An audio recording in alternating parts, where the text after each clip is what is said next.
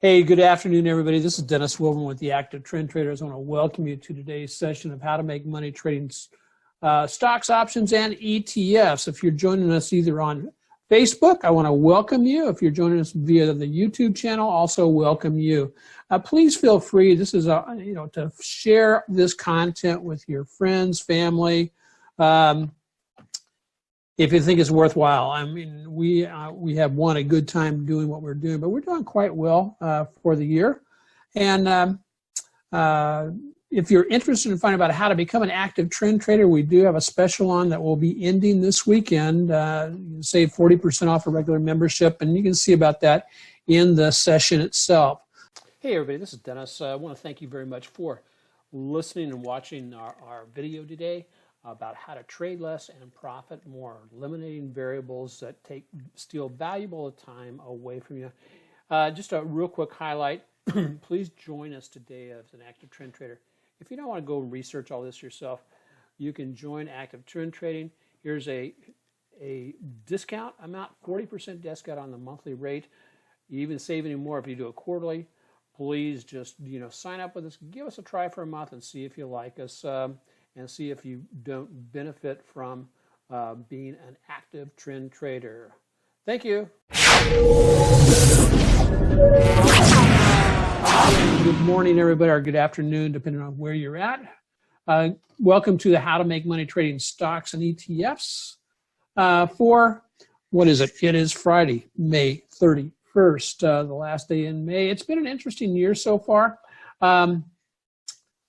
I am Dennis Wilburn, the founder of Active Trend Trading. I want to remind everybody that all the materials we do present are for trading purposes only. Traders should always pay per trade any new method prior to the risk of their own personal capital. Past performance is not an indication nor a promise of future performance. If you do want to communicate with me, please feel free to just, I checked the chat box. And so just go to the chat box on that you should be able to see, and you can chat with me there.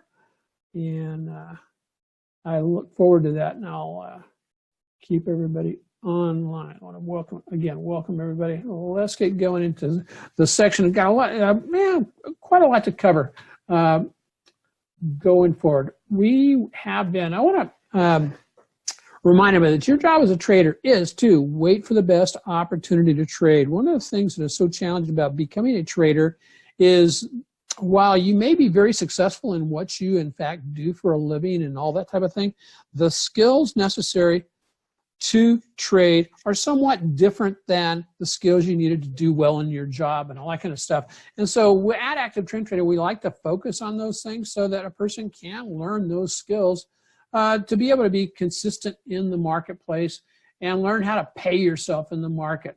The objective of the How to Make Money Trading Stocks, Options, and ETFs webinar is to basically provide timely, actionable intel at the end of each week, seeking to clarify, simplify market decisions so wealth can be multiplied. My stance in the market as we come into this weekend is, one, it's due to bounce, but I'm looking right now to short the bounce as it gets up into resistance. Why is that? Well, partly of that is because we're in a downtrend. So beware of falling nice. That's one of the things that's always a challenge, is we try to get in at the very bottom of the curve, and the fact of the matter is that's where it can be some of the most challenging points to get in, because price action hasn't reproved itself yet. So let's take a look at what we're looking at for the week. Again, had a really nice week this week. Got paid off a lot on several of the strategies that we're utilizing. We're up about 16% for the year now. And as you can see, I kept sharing with folks, what I do is just gradually try to contribute to the profit P&L statement every week, every month. And then gradually we overtake and surpass the indexes, and we have done that. And we're looking for something to move forward going forward. So let's take a look at a couple of charts I want to share with you, and then we'll get back over here. So let's take a look first at the S&P. we're just looking at the spiders as a stand-in for the S&P. What can we take away from today's charts? As well, one, I've got a weekly chart on the left, a daily chart over here on the right. I've done a couple of things for us. As one, I've drawn in a Fibonacci that goes from the low in December of last year up to the high about 4 or 5 weeks ago. And so we're working on a retracement, pushing ourselves back down. Normally a healthy retracement will pull you back to about somewhere between the 1/3 to 2/3 the move to go up. The stronger bounces come from either 50% or the 618, the 2/3 move retracement. That's what we're looking for currently. A couple of things we've highlighted on the chart. Let me get rid of this little bugger.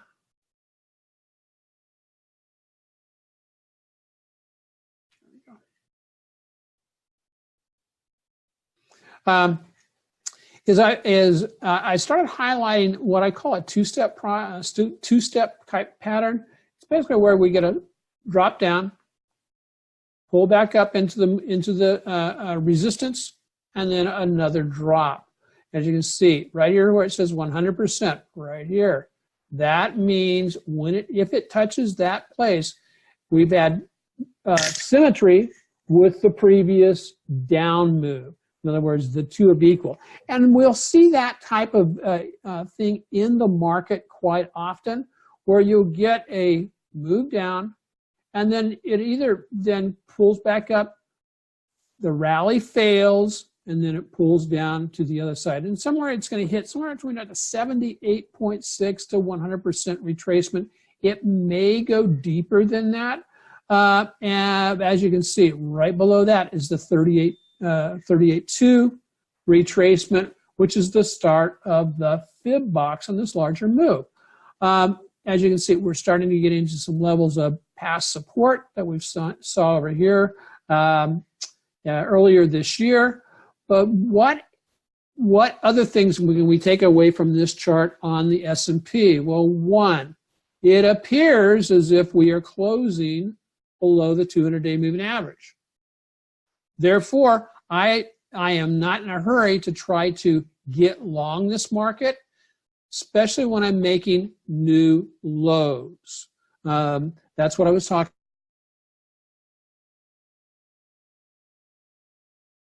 about, trying to catch a falling knife. I'd like to see it come back, make a new low, then come up, retest, come back down towards the new low and say, okay, the old low is now in place, and therefore it's a good place to get, go ahead and start nibbling on a long position. So for right now, what I'm looking at happening is, and it may happen next week, because we definitely are time where we would, where a bounce would be good, is I'll basically probably not take the trade back up into the trend line or the moving averages, but I'll just wait for this trend, this move back up, and then I will target off of either this trend line coming down or the moving average, a area or a zone of prices where I will want to get short this market. And how will I do that with the S&P? I will basically do that through either buying puts that are out about 4 to 6 weeks to the downside with a delta on the puts of about 60 to 70. That way, as it goes down, my puts will increase in value 60 to 70 cents on the dollar as it moves down. So that's the plan. What about the Qs or the NASDAQ?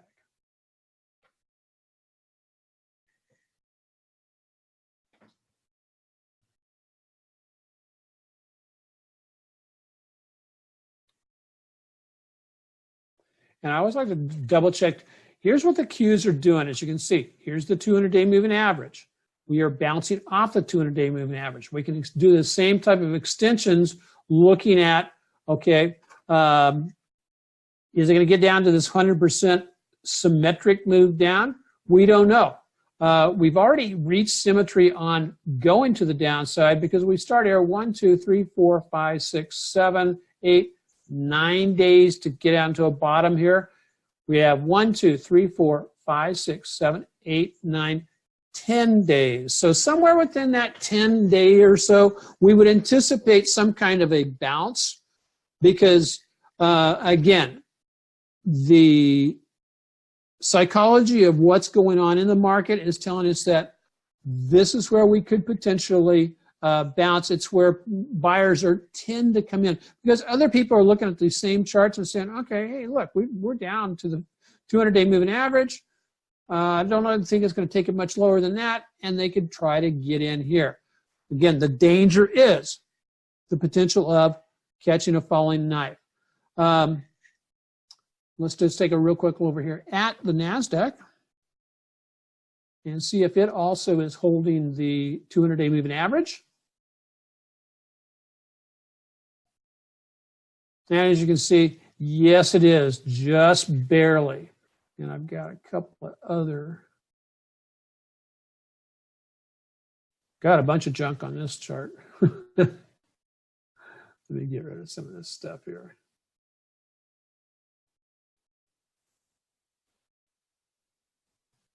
There we go, that helps you. And you see, we're just about down to the 382 retracement. That fails, we're going to the 50. How much has the market pulled back at this point? Well, the market has pulled back almost 9% on the NASDAQ, almost 7% or around 7% on the S&P, and then on the Russell, it has pulled back close to 9.4%. How far, one of the things to know and be aware of, if the S&P pulls back 50% of the move it did since the day after Christmas last year, that will put us down at 10% dent to the downside. What's so significant about that? Well, one of the things is that oftentimes around the 10% level, people start coming in and nibbling and saying, hey, I want to start getting long this market and that type of thing. Could that happen again? We'll have to wait and see. And then we finally have our other.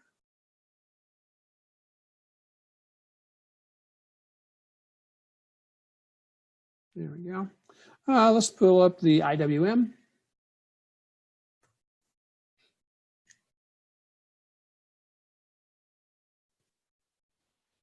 IWM, we're looking much worse than the other entities. As you can see, it has already exceeded its downside. So this symmetry here has been broken. That often means that it's going to continue down to the down, accelerate even more to the downside. Again, I like IWM to more or less guide the way down. It oftentimes leads to the upside, and also it can lead to the downside. I'm not interested in trying to buy anything yet until we get some kind of a semblance that, hey, I've come to the end of my, of where I want to go. It may be, let me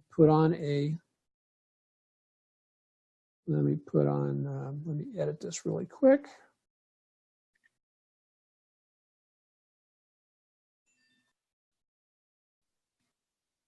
There we go.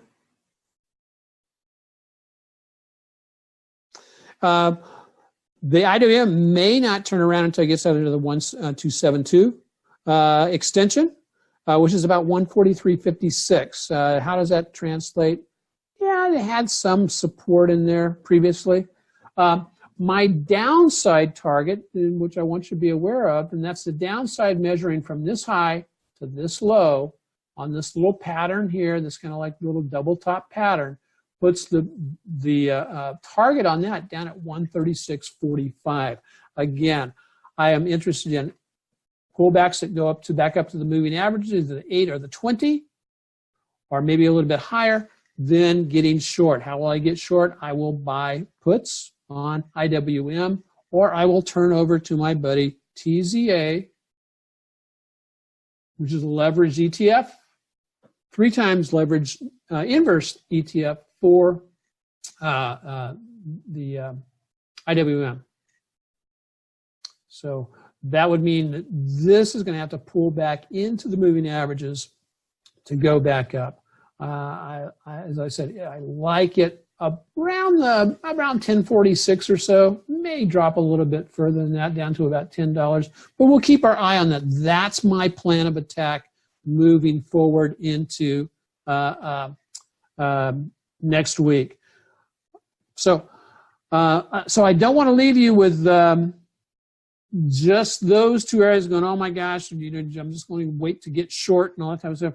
I do have a couple of stocks that I'm keeping my eye on. I've nibbled at them a little bit. But if you're looking for a stock to get into, you want to be very careful, of course, but look towards stocks that are holding up. In other words, what do I mean by holding up? They're above the 50, hopefully above the 34, or they use a 34 for support. PayPal is one of those. That's a nice little formation that may, if the market reverses and gets a bid, we would expect PayPal to break out back above the 8-day moving average. Hasn't done it yet, but we'll be waiting for that. So you can either play PayPal by buying it, or if you're not in it right now, wait for it to retest down, probably about 109.50. We got in yesterday about 111 on a small number of shares. The other one I like going into next week, or 2 weeks from now, but I want to start prepping a position in it right now, is Adobe.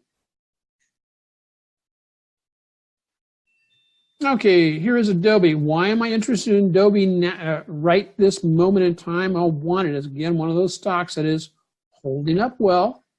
It is dropping slightly below the 50-day moving average right now, so I'll be watching that. But what it's got is it has earnings coming up on the 18th after market closes. That's 2 weeks from now. And I'm anticipating some kind of a little bit of a move up. And so I'm currently trading this with both long the stock, a few shares, and long a call option that expires the week of earnings. With the anticipation being that as earnings approach, implied volatility increases. Therefore, it basically counteracts the price decay due to theta. And so that's what I'm looking at. So there's a couple of opportunities for you if you want to take a look at them as you move into the weekend. And let's go ahead and finish up everything else. I'm really enjoying doing the strategy 2. We've refocused and got strategy 2 running quite well. We are up 91% as of today because we cleared a little bit over $1,300 for this trade. And what this is basically this specific strategy is how to take a small amount and then use compounding and options to grow a small account into a large account. As you can see, next week to hit 5%, trying to be very conservative. I'm trying to hit, on these dollars, I'm trying to hit 5% per week. So next week, I need $955. One of the things that that just has so caught my attention, and I'll show it to you right here, is here's the compounding tables of what we started at the beginning of the year. In this strategy, we started with $10,000. And then the first 3 weeks of the year, I really didn't trade into this because we were doing some coaching, some teaching, this type of thing. But as you can see, at the end of the first quarter, we were up 27%. I rolled this number. Basically, I'll show it to you. I rolled where we left off here. I rolled it up into here. And then we started adding to it again. Now, these numbers right down here, we haven't gotten to those weeks yet. So that's what I've done is just transferred over the anticipated amount at 5%. The thing that just is so intrigued me about this is how do we take a small account, because this could be $2,000 too, and still run these type of things to basically come out at the end of the year if we hit on average 5%. Again, that's my target, 5% per week. At the end of the year, this $10,000 will have grown to $82,000. Now, that's not a promise that that's what's going to happen. However, we are really focused on doing this strategy and taking advantage of the compounding. I think compounding is something that oftentimes traders, we just really don't spend a lot of time learning how to do. And so we're utilizing this strategic compounding, again, to help people take a small account and grow it into a larger account. And for many folks, that is going to be a really big deal, simply because it helps you grow your nest egg, or grow either, if you never had a nest egg helps you grow it. If you wanted a nest egg, definitely helps you grow it. The other thing, part of the way we're growing that strategy too, is utilizing these earnings spreads. Again, this week, we did earnings spreads on Palo Alto Networks, ZS, and Ulta. Those all provide us, some nice return. And then next week, we'll be looking at CRM, AVGO, and Adobe going out through the week of the 18th. Just a real quick, hey, NASDAQ, normally this is the trajectory on a seasonality standpoint. However, this season we took off like this. And so now we're kind of like doing this. What's going to happen in here, I haven't got a clue. I should show it like this. However, normally towards the end of the year, you get a pickup that tick back into the end of the year. It would not surprise me to see us to continue to melt down a little bit, maybe into the end of August, and then catch a bid from there. That's what I'm anticipating. Russell, similar type situation. Sideways, Russell's been the weakest of the indexes. So whether or not we're going to, June, July, August tends to be weak. Even, a little bit of a pickup in September, but October through December is when Russell tends to go. Nat gas, we're looking at nat gas tends to move sideways and then get a bid into the end of the year. Gold futures seem to pick up a little bit this week with the downside in the market. And however, they've been really weak and have not been following the necessary seasonality that we've been looking for. Crude was seasonally correct at the beginning of the year. Now we're getting a little bit of sideways movement. Look for the June or the end of June, July, August timeframe to catch a bid in oil if it can overcome the economic weakness that is happening globally. Hey, tomorrow we do the monthly BAM webinar meeting. I'm going to be presenting on the 7 steps to fearless trading, and what that has to do with is the psychology of you. I've been doing an in-depth dive into some of the work of Mark Douglas in his The Disciplined Trader manual. And I'm going to be sharing that with the BAM members who choose to join us on that. And that monthly webinar, it runs about $15 a month. So if you want to get into that, just go to bayareamoneymakers.com. And you can see how to get signed up if you're wanting to find out about 7 steps to fearless trading. Lastly, if you want to email me, there's my email. Tech training every Wednesday evening at 6:30. And then here's our team. Both myself, Brandon, our youngest son, joined us on the team, or rejoined us, I should say, on the team this year.